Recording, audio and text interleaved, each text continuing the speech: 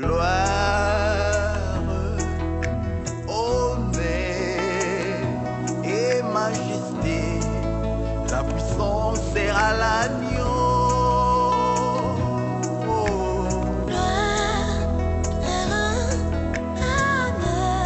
Entre autres, quelqu'un qui est possédé, cet enfant-là de l'histoire d'Élie, il était mort. Il était mort. Et puis Élie est venu se coucher sur un enfant. Un enfant, j'insiste, un enfant. C'est pas une maman. C'est pas une maman. C'est pas une jeune fille. C'est un enfant. Si c'était une femme, je pense qu'Élie n'allait pas faire ça. Il n'allait pas faire ça. C'était un enfant. Et toi d'abord qui vas chez un prophète qui vient sur toi, qui dit que bon, je vais coucher sur toi, bouche à bouche, nez à nez, mbunzo à mbunzo, ventre à ventre, cuisse à cuisse, tout en tout. Maintenant, c'est pour que ça suscite quoi? C'est pour que ça suscite quoi? Il faut être aussi stupide, tu vas m'excuser si tu l'as déjà fait, insensé, excuse-moi encore, si tu fais de ce genre de choses, si tu acceptes ce genre de pratiques. Des fois, il ne faut pas aller même accuser les hommes de Dieu en disant c'est tel homme de Dieu avait fait ci et c'est ça, tel homme de Dieu avait fait ceci. C'est toi aussi qui le voulais. Quelque part, c'est toi-même qui le voulais. Peut-être qu'il y avait déjà de mauvaises intentions sur cet homme de Dieu. Quand il te dit, bon, couche-toi, je vais monter sur toi. Toi, tu te dis, ah, c'est l'occasion. C'est un penalty. Je vais marquer maintenant. Hein?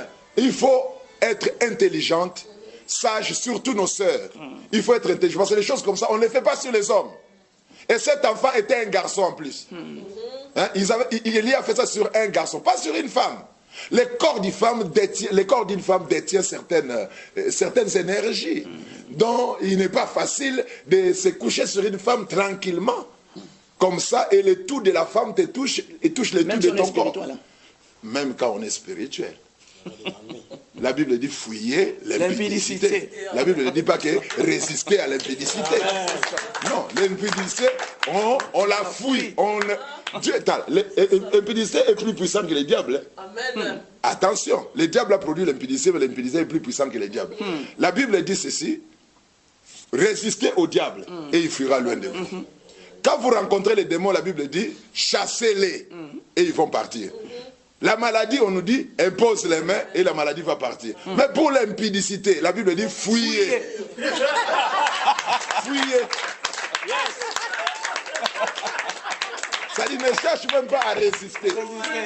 Ne cherche même pas à les chasser. Je suis fort, ne cherche même pas à imposer les mains. Non. Fouille. Joseph dans la Bible avait fouillé la femme de Potiphar. Il a même laissé son manteau. Lui, il était Joseph rempli de l'onction de Dieu, avec une puissante destinée. Mais il a vu, qu'est-ce qu'il avait fait fuir? C'est qu'il avait vu certains changements dans son corps. Il commençait à sentir certaines choses. Il a dit, si je reste ici, je finirai par tomber. Je dois partir. C'est comme ça qu'il a fui. Alors, un prophète qui vient coucher sur le corps d'une femme, il doit être impudique. Amen.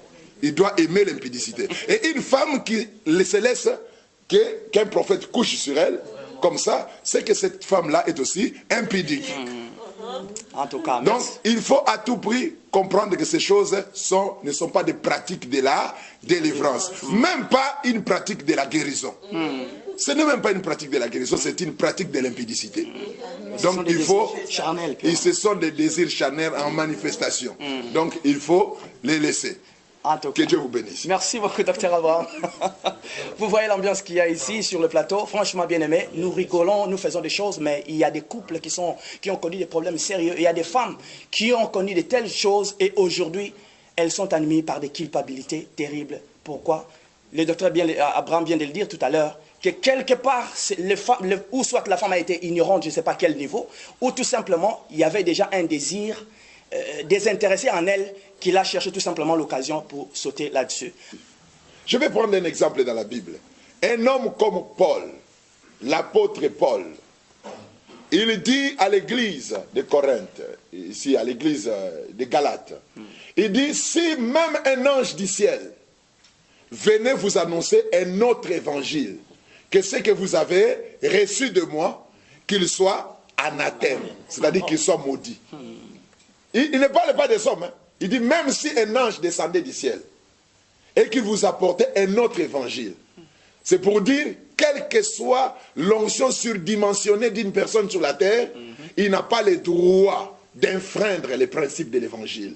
Il n'a pas le droit de détruire la parole de Dieu pour ses intérêts sensuels, pour ses intérêts charnels.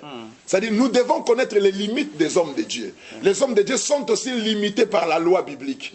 Je suis un homme de Dieu, mais la parole de Dieu m'emprisonne. Je suis prisonnier de l'évangile. Je ne peux faire que ce que la Bible tolère. Ce que pas tolère, mais ce que la Bible impose, ce que la Bible ordonne. Parce qu'il n'y a pas de tolérance dans la parole de Dieu. C'est-à-dire, ce que la Bible dit, c'est ce que je vais faire. C'est-à-dire, si quelqu'un vient et il te propose quelque chose qui va au-delà des Écritures, au-delà même de ce qui est censé être inspiration, révélation de la parole de Dieu, il ne faut pas le faire, quel que soit son niveau spirituel. Donc ne vous laissez pas manipuler par l'autorité de quelqu'un, par ses prouesses, par ses exploits. L'homme reste l'homme. Il doit respecter lui-même la parole de Dieu. Un homme de Dieu qui te dit de faire les choses qui ne sont pas conformes à la parole de Dieu, lui-même va aller en enfer. Paul a dit ceci: je traite durement mon corps et je le tiens assujetti, de peur d'être moi-même rejeté après avoir prêché aux autres. Et Jésus a dit, tous ceux qui me disent Seigneur, Seigneur, n'entreront pas tous dans le royaume. Il a dit, plusieurs viendront et diront, nous avons fait des miracles en ton nom, nous avons prophétisé en ton nom, nous avons guéri les malades en ton nom. Le Seigneur dira, retirez-vous de moi, vous qui commettez l'iniquité. Il peut se faire qu'un homme de Dieu se trompe sur la doctrine. Il peut se faire qu'un homme de Dieu tombe dans un péché où il n'arrive pas de se libérer, mais ne soit pas sa victime. En tout cas, merci beaucoup. Merci beaucoup. Ouais. Ça, c'est quelqu'un de bien. Quelqu'un de bien, que Dieu te bénisse, Calice. Moi, je te remercie parce que les gens ne te remercient pas. Amen. Je remercie le frère Calice pour tout ce qu'il a fait. Et pour tout ce qu'il fait, et pour tout ce que nous allons faire ensemble, je remercie particulièrement Yves Mavambu, qui est producteur de cette émission. Je vais remercier une sœur qui nous aide par ses conseils, qui se trouve au Canada, Marie-Cécile, qui ne manque pas ses émissions. Et je vais remercier aussi mon fils Bobo Manuel, qui se trouve en Angola, au Luanda. Il est un cadre, je ne vais pas citer son niveau, mais qui a suivi cette émission et qui a bénéficié d'un miracle particulier juste après l'émission. Il a témoigné, il m'a écrit, et je vais vous montrer ça pour vous montrer qu'il y a des gens qui suivent cette émission et qui sont automatiquement bénis après cette émission. Et je remercie aussi ma famille, mes enfants, je remercie ma maison, je remercie tout le monde qui me soutient dans les ministères, en particulier le pasteur Paul Chibangu, qui est quelqu'un de très important dans ma vie. Que Dieu le bénisse abondamment, et le reste, tous ceux qui nous suivent, continuez à nous suivre et vous serez informés et vous serez aussi bien formés. Que Dieu vous bénisse. En tout cas, merci beaucoup. En tout cas, c'est là où nous allons mettre notre point final. Je dis un grand bisou à Adoram et Lechem, et de la part des Dédis, et je remercie tout le monde. Merci beaucoup pour la suite de nos émissions sur la voie du savoir. Merci, que le Seigneur vous bénisse.